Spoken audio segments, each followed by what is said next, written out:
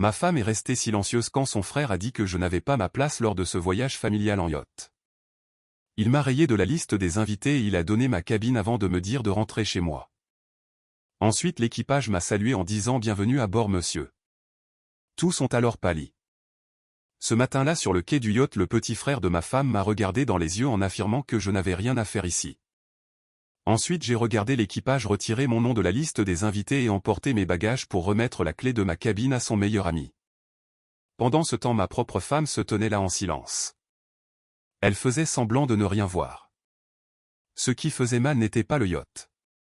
C'était de réaliser que cette famille m'effaçait depuis des années. Ils le faisaient lentement et poliment avec une humiliation à la fois. Mais ils ont commis une erreur. Ils ont oublié le nom figurant réellement sur les documents de propriété.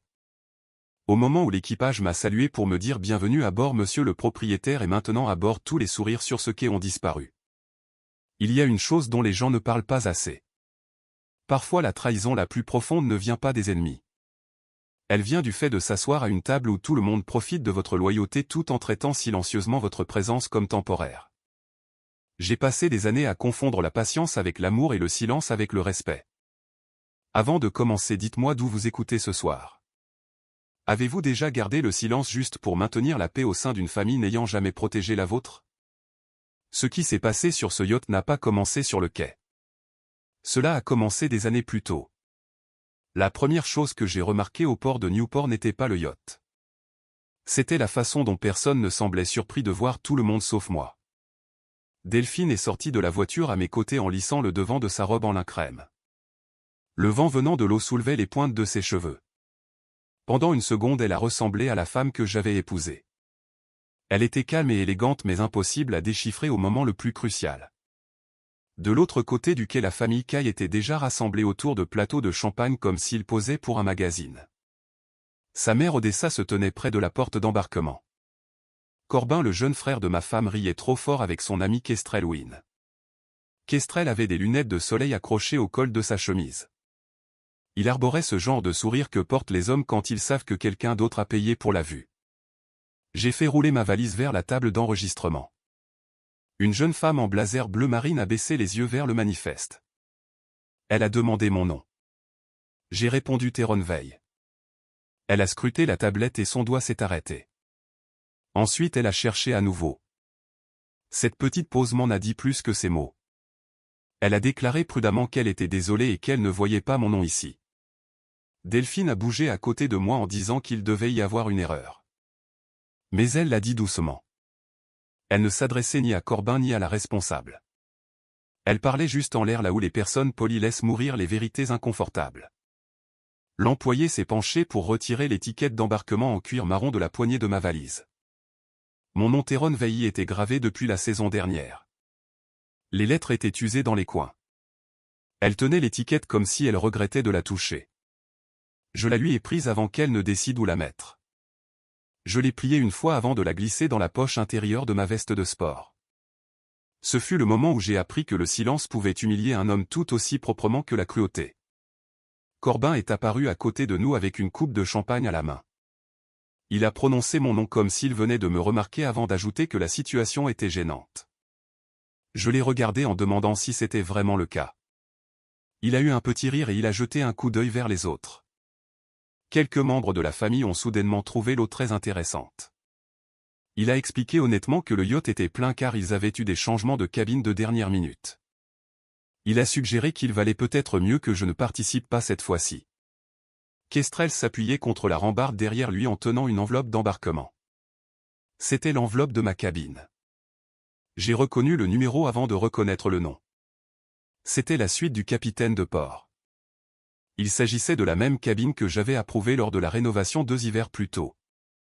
Le nom de Kestrel Wynne était imprimé sur le devant. Corbin a baissé la voix mais pas assez. Il a affirmé que je n'avais de toute façon pas vraiment ma place dans ce voyage. C'était lâché. La phrase n'était ni enjolivée ni adoucie. Elle n'était pas non plus enfouie sous un malentendu ou sous le stress familial. C'était simplement la vérité telle qu'il la voyait. J'ai regardé Delphine et j'ai attendu. Un mari ne devrait pas avoir à supplier sa femme de dire que c'en est assez. Ce mot devrait venir naturellement quand quelqu'un essaie de faire honte à la personne qu'elle a promis de soutenir. Mais Delphine a seulement pincé les lèvres en regardant le quai. Elle a chuchoté pour demander si nous pouvions juste garder la paix pendant un week-end. Cela m'a blessé davantage que le sourire de Corbin à mon égard. Corbin avait toujours voulu que je sois en dehors du cercle. Delphine savait que je me tenais là depuis des années pour maintenir ce cercle. Pendant une seconde j'ai envisagé de partir. Non pas parce que je le croyais. J'avais construit trop de choses dans ma vie pour laisser un homme comme Corbin me définir à une porte d'embarquement. Mais il y a une sorte de fatigue survenant quand la personne que vous aimez vous demande de disparaître parce que votre douleur est gênante. Avez-vous déjà été à côté de quelqu'un que vous aimiez en réalisant qu'il était prêt à vous laisser subir une humiliation juste pour éviter un conflit? Si c'est le cas, vous savez pourquoi je n'ai pas répondu tout de suite. Corbin a pris mon silence pour une capitulation. Il a dit que c'était bien et qu'il ne fallait pas en faire toute une histoire. Puis une voix derrière moi a fendu le vent pour appeler Monsieur Veil. Je me suis retourné. La responsable de l'équipage de la marina marchait vite depuis la passerelle. Son expression était professionnelle mais sa posture a changé au moment où elle m'a atteint. Elle était respectueuse et sûre d'elle. Elle a déclaré qu'ils attendaient mon autorisation. Le sourire de Corbin a disparu. La responsable a fait face à l'équipage et elle a parlé assez clairement pour que tout le monde près de la porte puisse entendre. Elle a dit bienvenue à bord Monsieur Veil. Elle a ajouté que le propriétaire était maintenant à bord. Le quai est devenu immobile. Pas silencieux mais immobile. Il y a une différence. Kestrel a baissé son verre.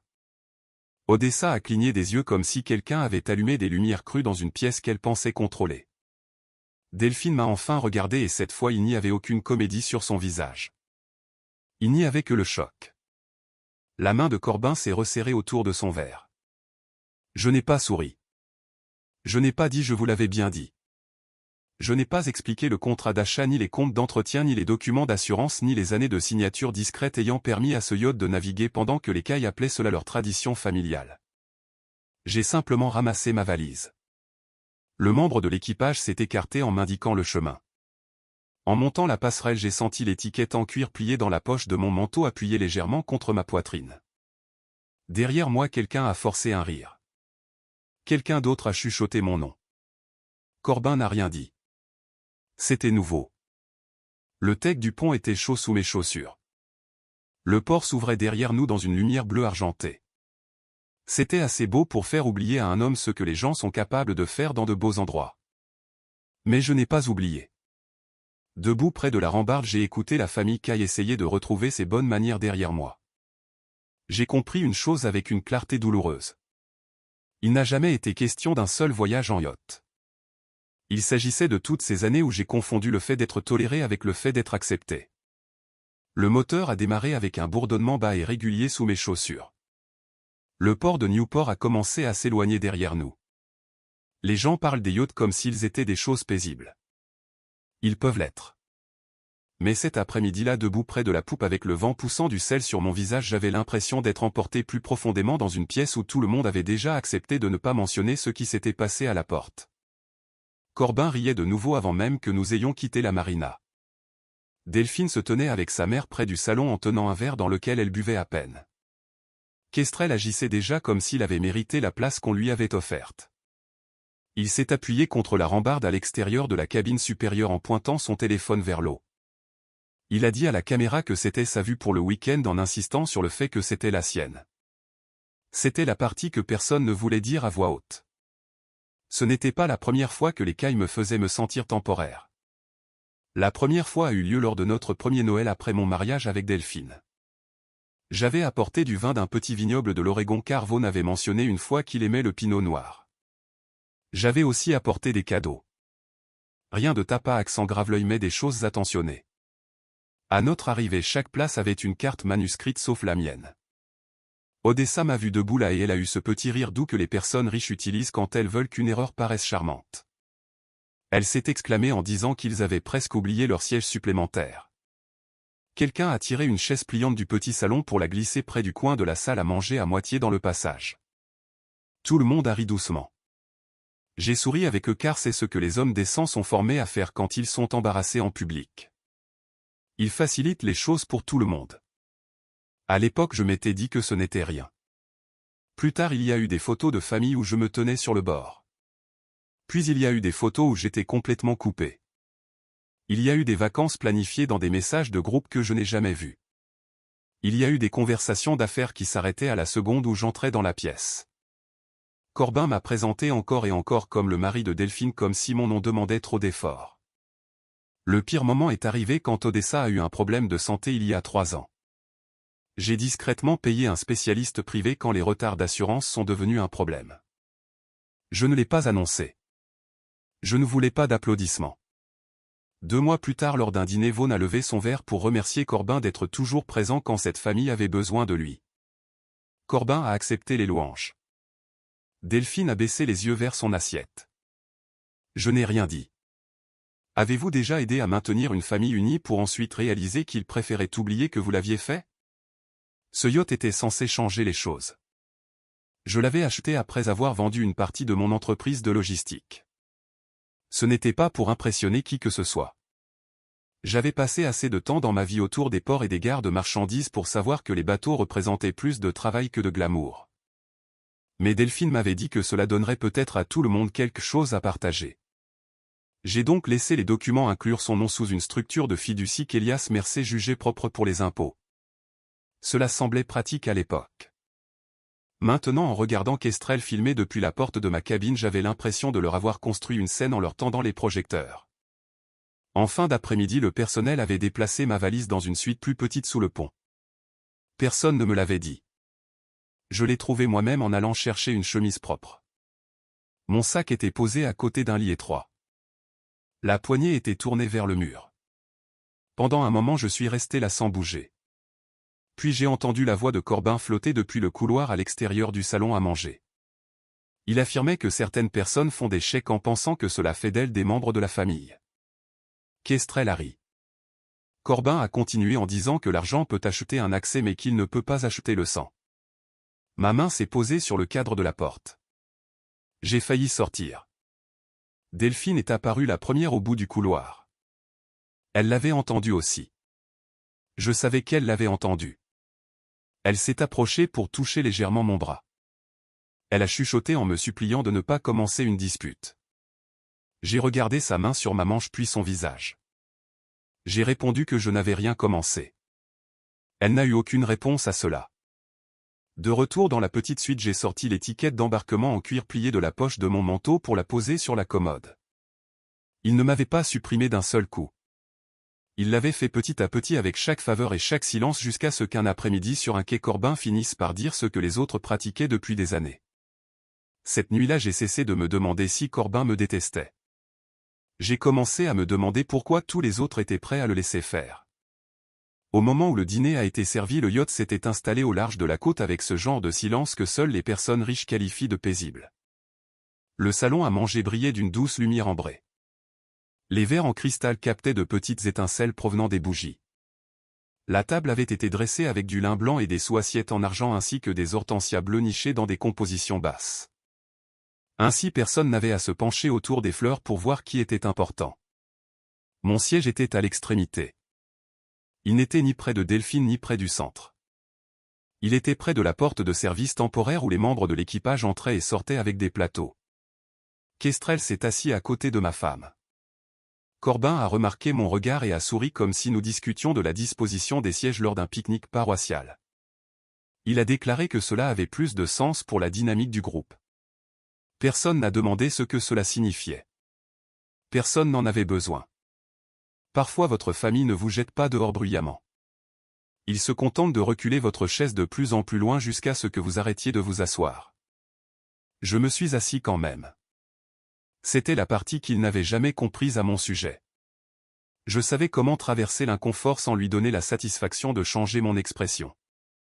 Odessa a levé son verre pour parler de tradition.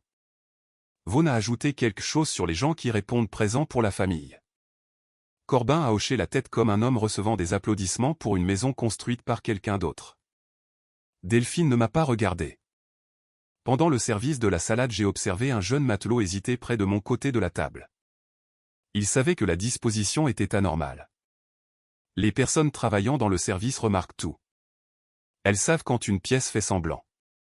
Il a posé mon assiette avec soin en faisant un très léger signe de tête.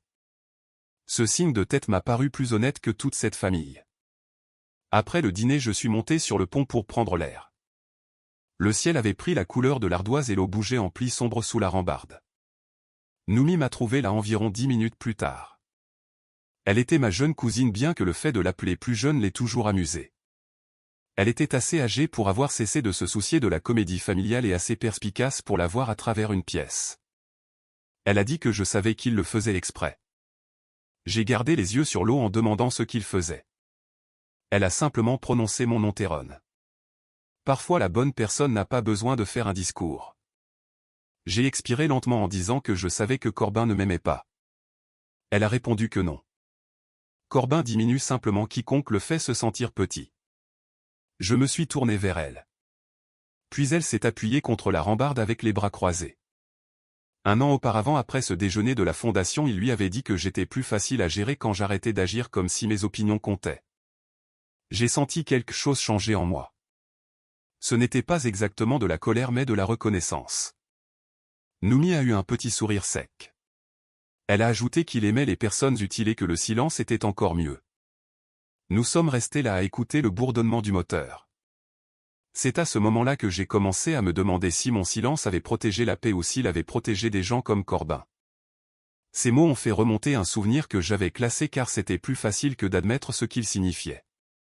2 ans plus tôt, la Fondation Caille avait failli perdre un gala de charité majeur à Boston. Les sponsors s'étaient retirés. Les prestataires voulaient des acomptes et Vaughn était trop fier pour demander de l'aide. Delphine était venue me voir tard le soir dans mon bureau à domicile du Connecticut avec une voix douce et prudente. Elle m'avait dit que cela signifierait beaucoup pour sa mère. J'ai donc couvert la majeure partie des frais par le biais d'un fonds conseillé par les donateurs. Je l'ai fait discrètement sans plaque ni annonce. Lors du gala, Vaughn se tenait sur scène en smoking pour remercier Corbin d'avoir sauvé la soirée grâce à son leadership et à sa vision. Corbin a souri en acceptant les applaudissements avec la main sur le cœur.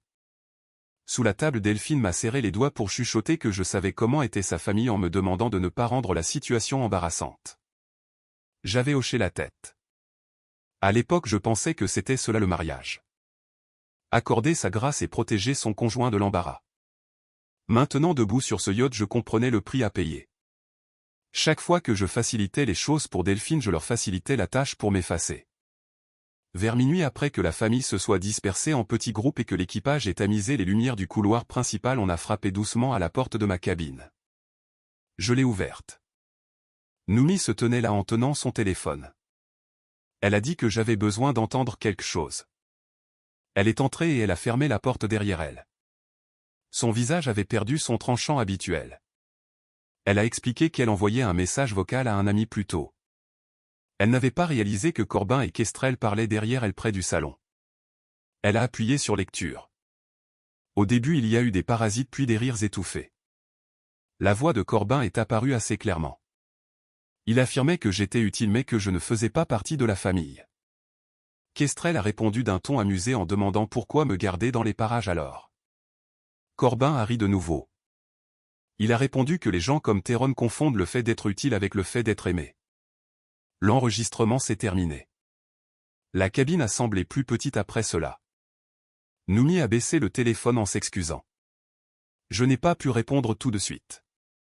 Non pas parce que les mots m'avaient choqué. Peut-être qu'une partie de moi les connaissait déjà. Ce qui faisait mal, c'était de les entendre prononcer avec tant de désinvolture comme si toute ma vie au sein de cette famille était une blague privée.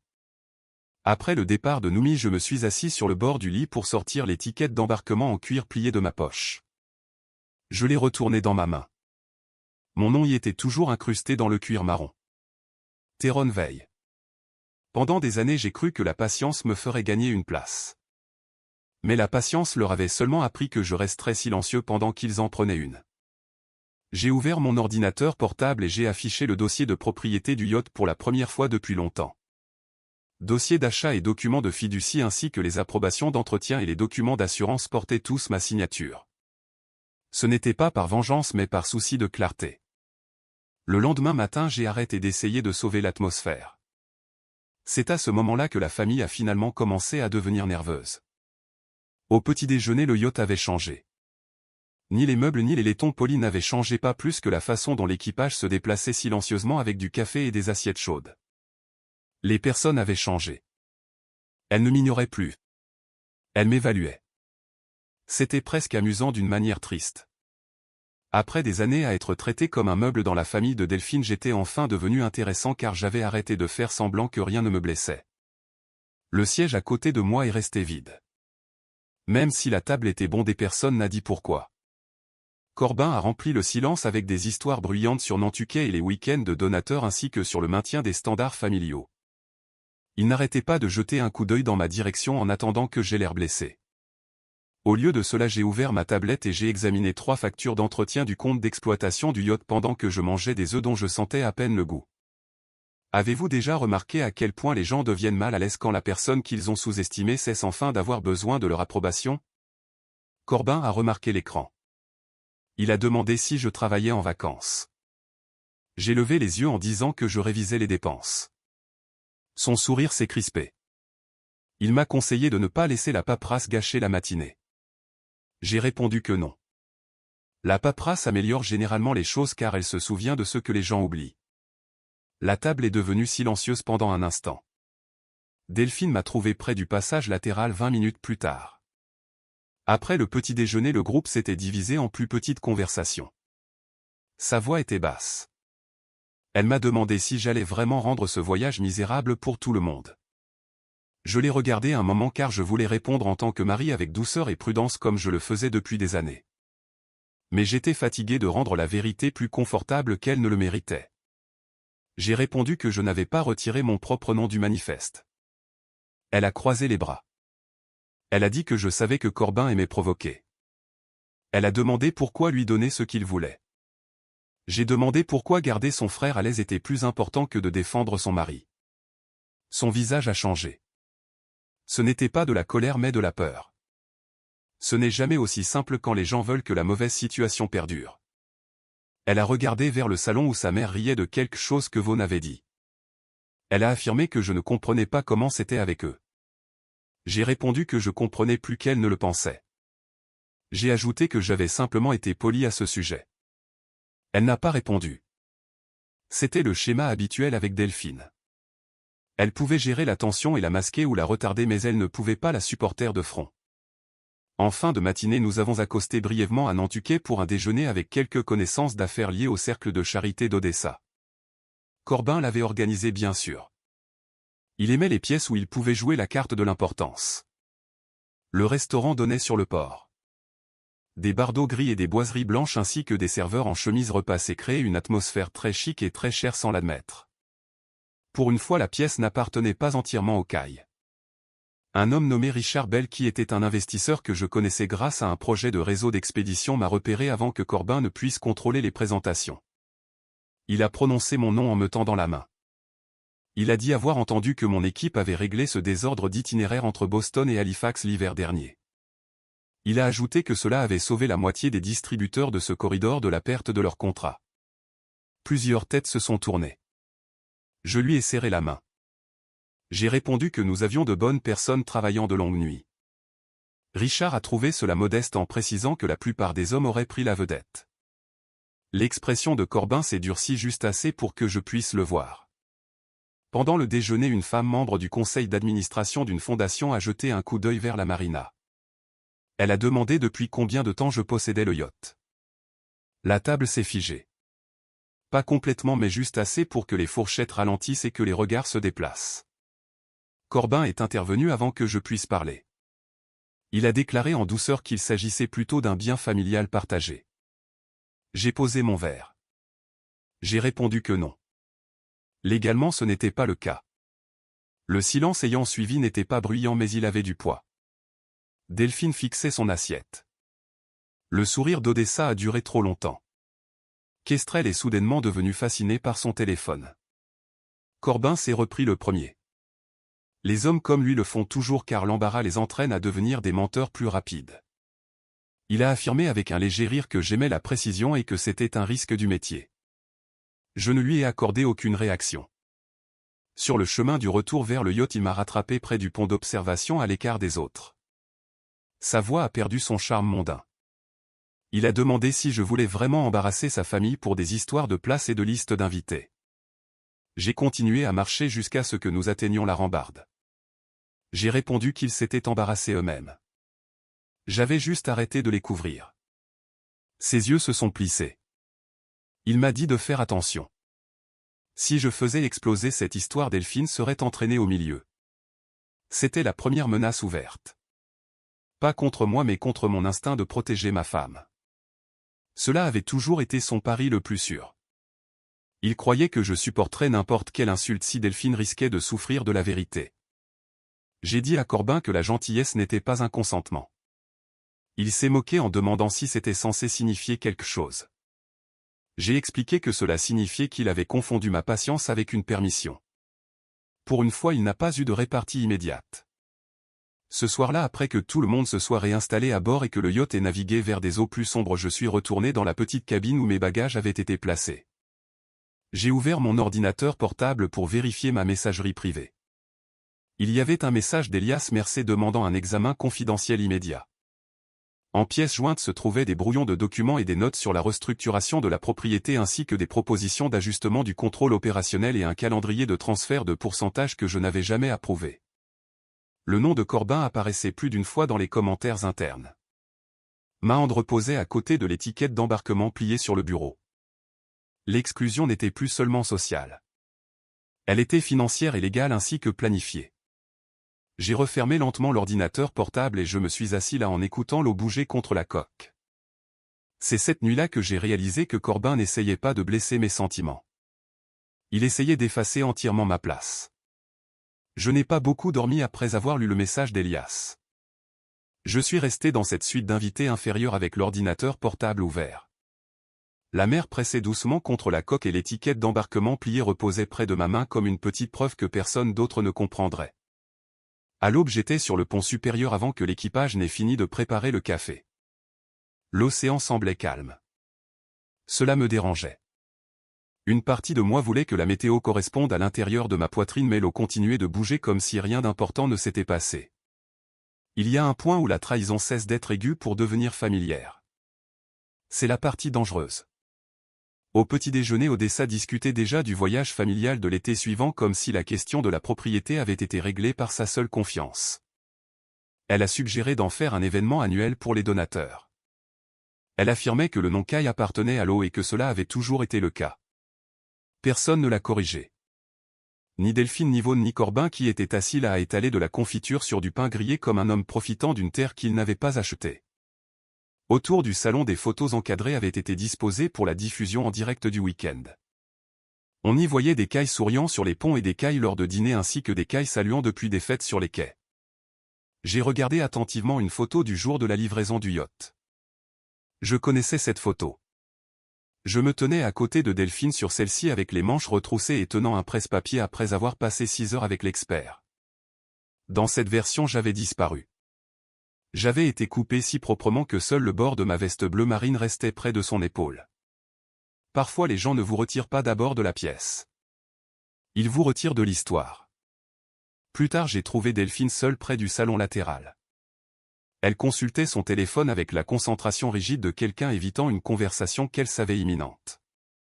J'ai demandé si elle était au courant pour les documents de propriété. Ses doigts ont cessé de bouger. Cette pause était suffisante. Elle a prononcé mon nom avant d'ajouter que Corbin avait mentionné quelques mises à jour. Mais il lui avait dit que c'était juste pour des raisons de simplicité. J'ai demandé pour qui c'était simple. C'était censé être temporaire et elle n'avait pas pensé que je méritais de le savoir. Ses yeux se sont remplis de larmes mais les pleurs ne répondaient pas à la question. Ils rendaient seulement la suivante plus difficile à poser. Elle a dit avoir pensé que si elle s'y opposait cela se transformerait en une autre dispute. Elle a ajouté que je savais comment sa famille devenait. J'ai presque ri. Non pas parce que c'était drôle mais parce que cette phrase m'avait suivi tout au long de notre mariage. Tu sais comment devient ma famille. C'est ainsi que la dette de la start-up ratée de Corbin est devenue quelque chose que j'ai discrètement effacé à Providence. C'est ainsi que la consultation médicale privée d'Odessa est devenue un virement bancaire dont je n'étais jamais censé parler. C'est ainsi que les acomptes de vacances et les déficits de la fondation ainsi que les dépenses d'urgence et les problèmes familiaux délicats trouvaient toujours leur chemin jusqu'à mon bureau. À chaque fois Delphine avait dit une version de la même chose. Ils sont juste comme ça. Et à chaque fois j'avais confondu l'endurance avec l'amour. Au dîner ce soir-là Corbin a changé de stratégie. Il ne m'a pas attaqué directement. Les hommes comme lui le font rarement quand un public est présent. Il a plutôt utilisé l'inquiétude. Il a dit à deux cousins près de la station des vins qu'il s'inquiétait pour moi. C'était juste assez fort pour être entendu. Il a ajouté que j'étais devenu très concentré sur la propriété ces derniers temps et que ce n'était pas sain. Quelques minutes plus tard j'ai entendu une autre version près de la table à manger. Il disait que je menaçais d'intenter une action en justice concernant une propriété familiale partagée. Partagée ? Ce mot s'est répandu plus vite que la vérité. Au moment où le dessert est arrivé, les gens m'étudiaient différemment. Pas avec respect mais avec prudence. Comme si j'étais le problème entré dans une pièce que tous les autres voulaient paisible. Corbin avait trouvé le piège parfait. Si je réagissais, j'avais l'air instable. Si je restais silencieux, sa version s'installait. Kestrel m'a rattrapé près du couloir après le dîner. Il avait l'air moins suffisant qu'avant. Il m'a dit doucement que Corbin essayait de me provoquer. Il voulait me faire passer pour le méchant. Je l'ai étudié avant de lui demander pourquoi il me disait cela.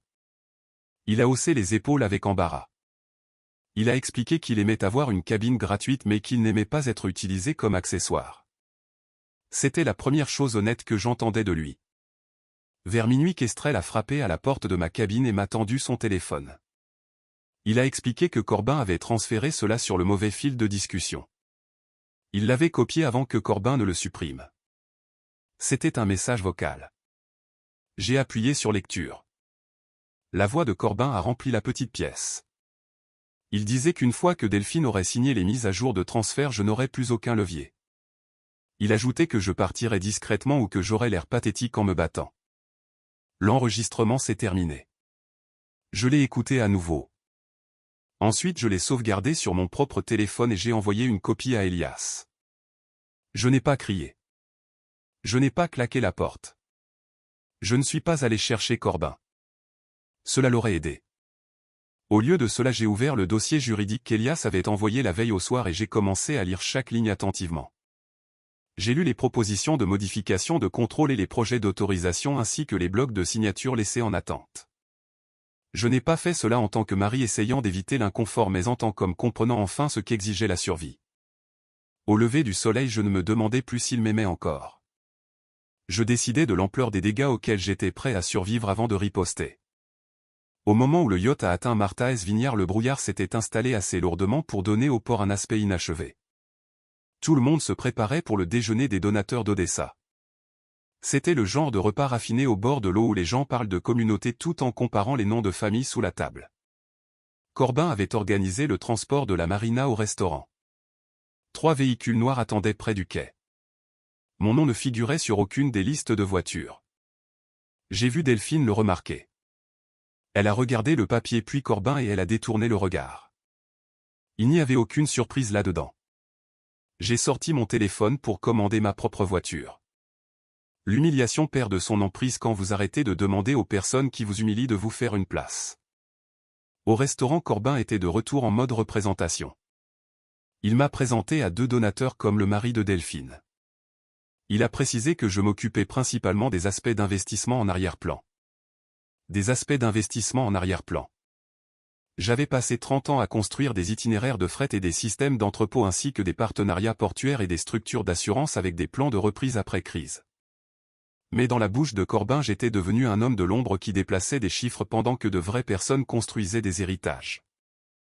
Un donateur s'est tourné vers moi pour demander si je travaillais avec le bureau de la famille Caille. Corbin a souri et a laissé la question en suspens. J'ai répondu calmement que non. Je possédais ma propre entreprise. La femme a semblé embarrassée. Elle s'est excusée en disant qu'elle avait mal compris. Corbin a affirmé que c'était une erreur facile à faire. Non, ce n'était pas le cas. C'était un coup monté. Puis vint le dessert. Un serveur a apporté un petit gâteau blanc avec une plaque en sucre sur le dessus. Le lettrage doré était très élégant et très typique des Cailles. La table a applaudi à l'héritage caille en mer. Le serveur a posé le gâteau devant Corbin. Pendant une seconde même Corbin a eu l'air surpris.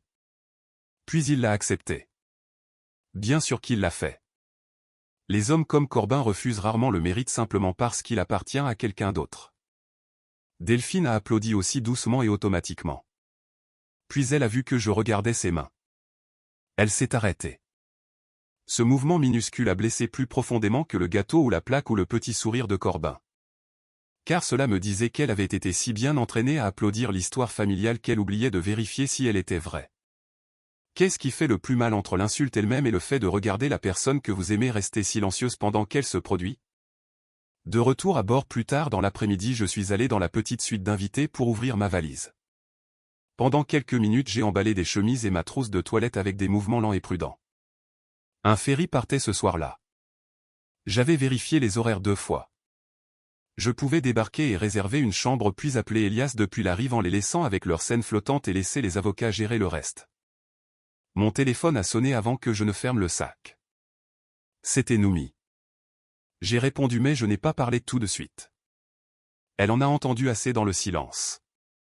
Elle a demandé si je pensais à partir. J'ai répondu que je pensais à ne pas leur offrir une autre scène. Elle a dit doucement que non.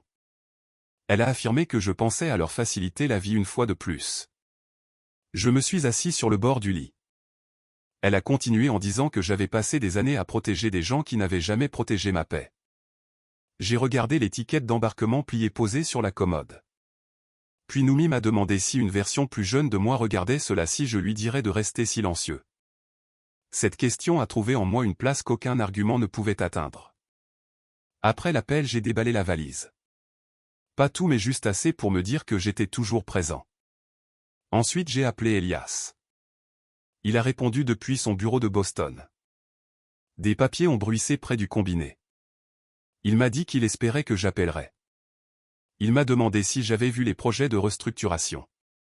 J'ai répondu par l'affirmative. Il a ajouté qu'il y avait plus car Corbin avait contacté un consultant la semaine dernière pour contester le contrôle opérationnel par le biais du langage des biens matrimoniaux. J'ai demandé s'il pouvait faire cela. Elias a répondu que non, pas proprement et pas avec succès si nous répondions correctement. Mais il a ajouté qu'il pouvait créer de la confusion et que la confusion suffisait parfois à endommager une réputation. C'est à ce moment-là que j'ai compris que Corbin n'était pas simplement mesquin. Il était calculateur. J'ai donc commencé à tout documenter. Les emails et les horodatages ainsi que les enregistrements vocaux et les captures d'écran, sans oublier le gâteau du déjeuner des donateurs, ni la réaffectation de la cabine, ni la liste des voitures, ni même le manifeste original. Ce n'était pas pour être dramatique mais pour être précis. Ce soir-là, des nuages se sont accumulés au large. La famille est passée à l'heure de l'apéritif comme si rien ne se fissurait sous eux. Je me tenais près du bar du pont inférieur quand Corbin s'est approché de moi. Il a dit doucement que j'aurais vraiment dû partir la veille. Il a ajouté que je me rendais pathétique. Je me suis tourné vers lui. Il s'est penché plus près. Il a affirmé que cela n'avait jamais été ma famille et que j'étais simplement utile. Il y a des phrases que l'on ressent dans sa poitrine avant que l'esprit ne trouve les mots. J'ai pris une inspiration. J'ai répondu que non. J'étais pratique. Il y a une différence. Il a ri dans sa barbe et il m'a donné une légère poussée sur l'épaule en passant. Ce n'était pas fort. C'était juste assez pour me rappeler qu'il pensait en avoir le droit. Un cousin l'a vu. Kestrel aussi. De même qu'un membre d'équipage polissant des verres à proximité. Personne n'a bougé. C'était très bien ainsi. À ce stade, les témoins comptaient plus que les défenseurs. Plus tard, la pluie a commencé à tapoter contre les fenêtres du pont. La plupart des invités sont rentrés à l'intérieur. Je suis resté dehors sous une section couverte avec mon téléphone à la main. Les lumières du port étaient brouillées par l'eau. J'ai envoyé un seul message à Elias. Je lui ai dit de tout préparer. À l'intérieur du salon, Corbin a annoncé la diffusion en direct du dîner de l'héritage du lendemain soir. Odessa a tapé dans ses mains comme une hôtesse accueillant la royauté. Delphine est restée très immobile. J'ai observé depuis l'embrasure de la porte. Cette fois, sa performance ne m'a pas blessé. Elle m'a donné un calendrier. La vérité n'avait plus besoin de ma colère. Elle n'avait besoin que du bon moment. Le lendemain n'est pas arrivé avec un drame. Il est arrivé avec le personnel transportant des compositions florales à travers le salon et des techniciens testant des lumières pendant qu'Odessa demandait si l'écusson familial rendait mieux sur des serviettes bleu marine ou ivoire. C'est ainsi que des personnes comme l'écaille géraient la pourriture. Ils plaçaient des bougies autour d'elle. En milieu de matinée, le salon principal avait été transformé pour le dîner de l'héritage. Il y avait des menus personnalisés et de l'argenterie polie ainsi qu'un mur de photos près du bar avec le titre désignant la famille qui avait construit cette tradition. Je me suis arrêté devant. Il y avait des photos de Corbin en chemise en lin et d'Odessa souriant sur le pont arrière ou encore de Delphine riant au coucher du soleil pendant que Vaughn tenait une flûte à champagne. Kestrel s'était en quelque sorte fait une place sur les photos les plus récentes. J'étais encore une fois absent de chaque cadre. Seulement cette fois je n'ai pas senti la vieille douleur remonter en demandant à être remarqué. J'ai ressenti quelque chose de plus propre. De la curiosité. Quand les gens vous effacent encore et encore, vous finissez par arrêter de vous demander ce qui ne va pas chez vous. Vous commencez à vous demander quelle vérité ils sont si désespérés de cacher. Près de l'entrée de la salle à manger, Corbin répétait avec Odessa et Delphine. Il leur disait de garder l'accent sur l'héritage et sur la stabilité ainsi que sur la continuité car les donateurs aiment une famille semblant unie. Odessa a hoché la tête en ajoutant qu'il ne devait y avoir aucune conversation parallèle sur la propriété. Delphine m'a vu à ce moment-là et son visage s'est crispé. Corbin s'est retourné pour me faire un sourire poli en me disant que nous organisions juste le déroulement de la soirée. J'ai répondu bien sûr. Il avait toujours été doué pour gérer les déroulements. Kestrel se tenait assez près pour entendre et il s'est penché vers moi après leur départ. Il a murmuré qu'ils avaient construit un château à partir de mon silence. Je lui ai jeté un coup d'œil. Il avait l'air presque honteux. Il a ajouté qu'il disait ça comme ça.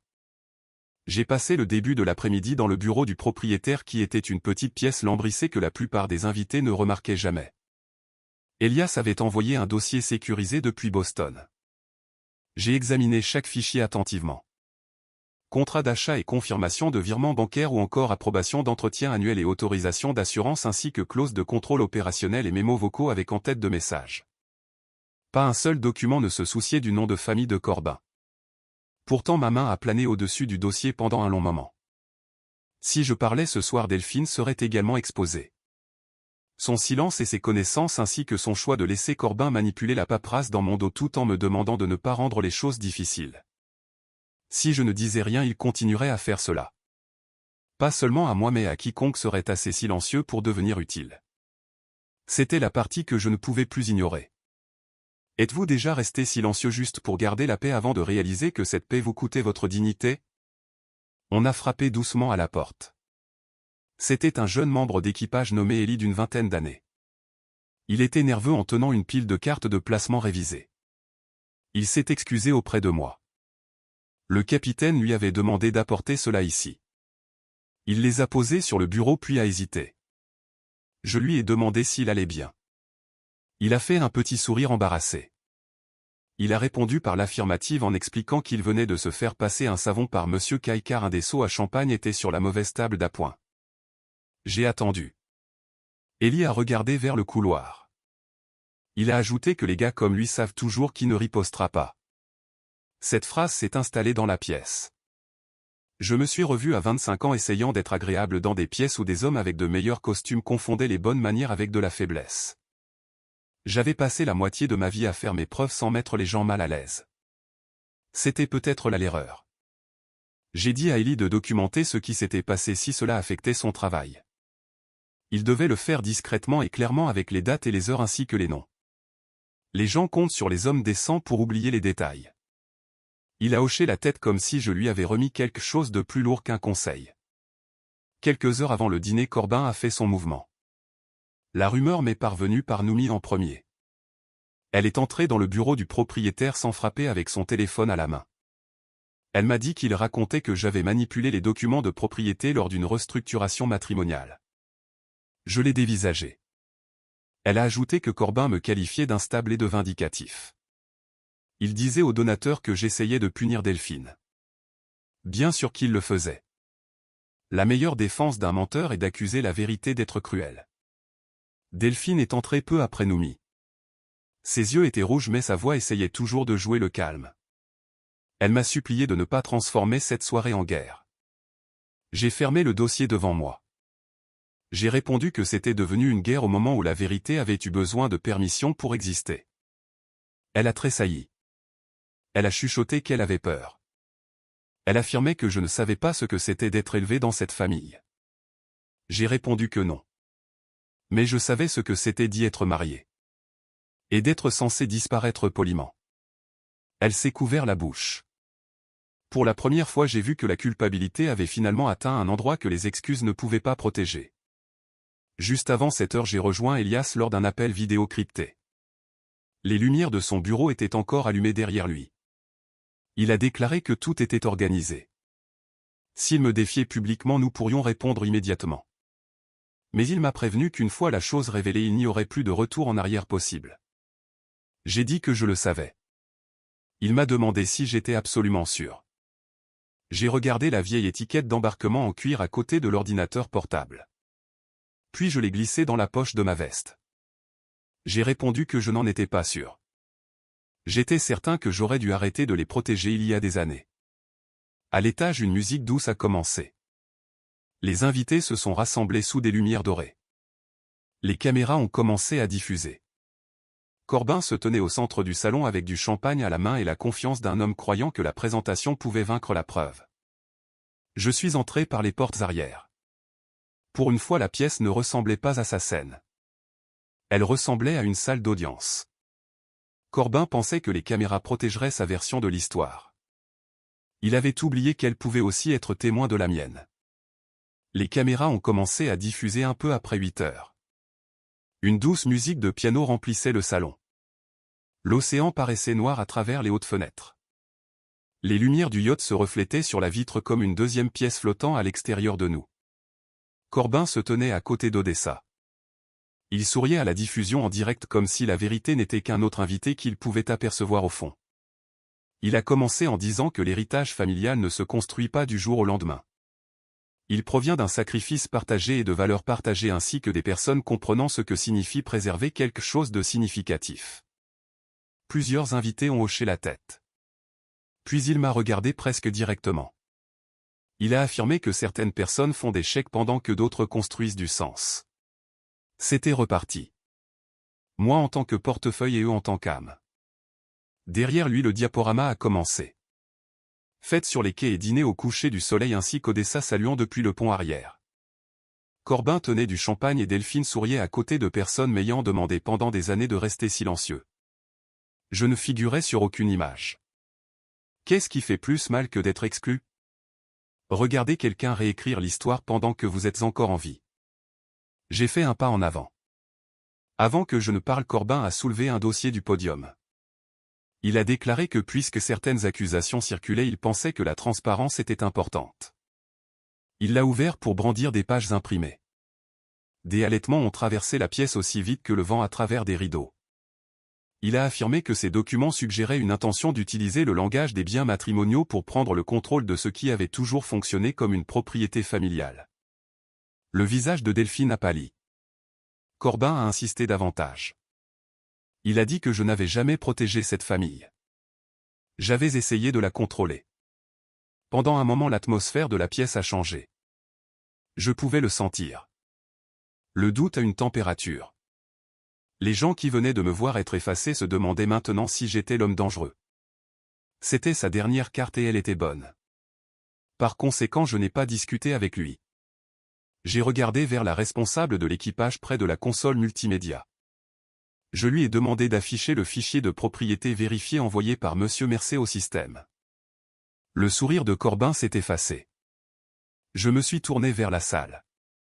J'ai annoncé que je ne répondais pas aux accusations ce soir. Je corrigeais les faits. L'écran derrière lui a changé. Transfert d'achat avec mon nom et financement de l'entretien par mes comptes ainsi que les approbations d'assurance avec ma signature et l'autorité opérationnelle sous mon autorisation. Puis sont apparues les métadonnées montrant que la version de Corbin avait été modifiée. Enfin l'enregistrement a été diffusé. Il disait qu'une fois que Delphine aurait signé les mises à jour de transfert je n'aurais plus de levier. Il ajoutait que je partirais discrètement ou que j'aurais l'air pathétique en me battant. Personne n'a bougé. Même la piste de piano s'était arrêtée. Un donateur près d'Odessa a parlé en premier. Il a demandé sur le yacht de qui il collectait des fonds. Un autre invité a reculé de la table. Les commentaires de la diffusion en direct ont commencé à clignoter sur l'écran latéral. On y lisait qu'il avait volé le récit et qu'il l'avait utilisé. Cette famille avait construit une image sur le silence d'un seul homme. Delphine s'est levée soudainement avec la voix tremblante. Elle a avoué qu'elle en connaissait des morceaux. Elle s'était dit que rester neutre maintiendrait la paix. Elle m'a regardé. Elle avait tort. Je ne l'ai pas sauvée de ce silence. Pas cette fois. Le visage de Corbin s'est crispé de panique. Il a hurlé que je détruisais cette famille. Je l'ai regardé sans colère mais avec cet étrange calme qui survient quand quelqu'un n'a finalement plus de pouvoir sur vous. J'ai répondu que la famille était déjà brisée. J'avais simplement arrêté de la porter seule.